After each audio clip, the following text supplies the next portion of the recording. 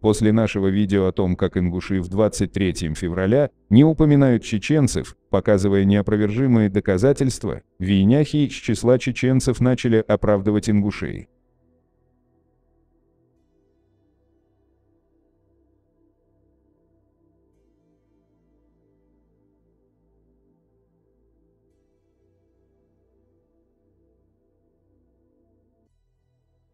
Мы не понимаем, какое у них мышление, но оно явно не чеченское, так как вы не увидите в комментариях ингушей, которые осуждают своих из-за того, что они не упоминают чеченцев.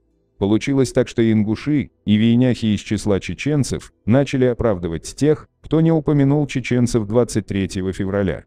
По их логике, если один человек совершит кражу, а другой его поймает, то виноват не тот, кто украл, а тот, кто поймал преступника.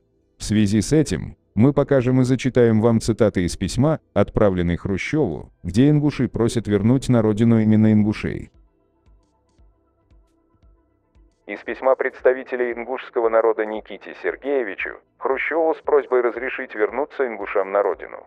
Не позднее 17 марта 1956 года.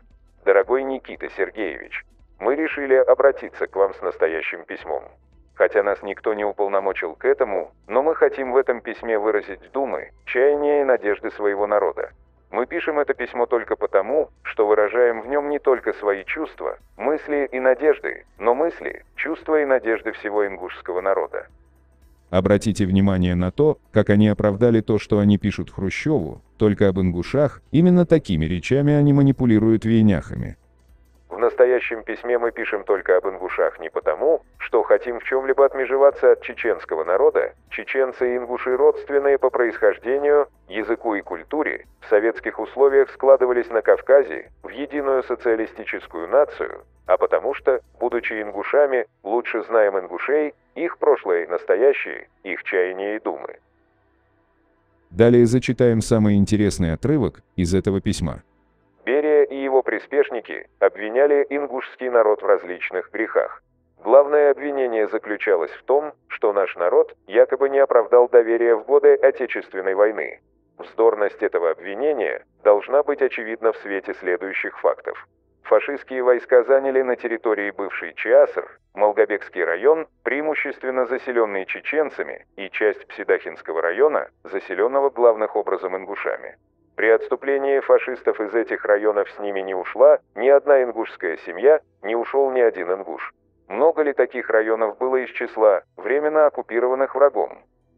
С одной стороны, они подтверждают, что Малгобекский район был чеченским, с другой стороны, перекладывают вину на чеченцев, косвенно обвиняя нас в связях с немцами. И, конечно же, классика, доказывают свою преданность. Ренегат Берия клеветал на ингушский народ, утверждая, что он готов на борьбу против советской власти. Клевета Берия и его подручных была разоблачена, достаточно показать, что ни до переселения, ни в момент переселения. У ингушей и на их территории не оказалось никакой антисоветской организации. Это факта от факта никуда не уйдешь. Вийняхи, какое оправдание ингушам вы найдете на этот раз, если вы утверждаете, что мы один народ, и имя нашего народа Вейнях, то почему ингуши просили вернуть на родину только ингушей? Напишите свое мнение в комментариях, нам очень интересно.